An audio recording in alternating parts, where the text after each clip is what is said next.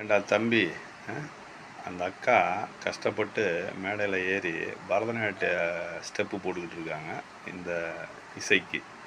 நீங்கள் என்னன்னா கீழே நின்றுக்கிட்டு அந்த அக்காவை எவ்வளோடா இப்படி போட்டுவீங்க?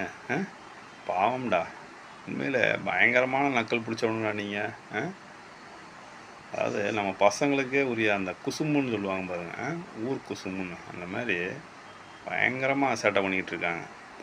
அங்கை மான்விழி அம்புகள் என் மார்துளைத்ததென்ன?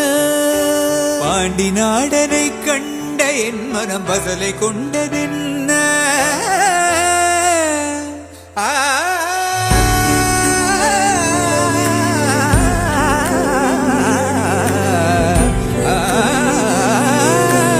அங்கை மான்விழி அம்புகள் என் மார்துளைத்த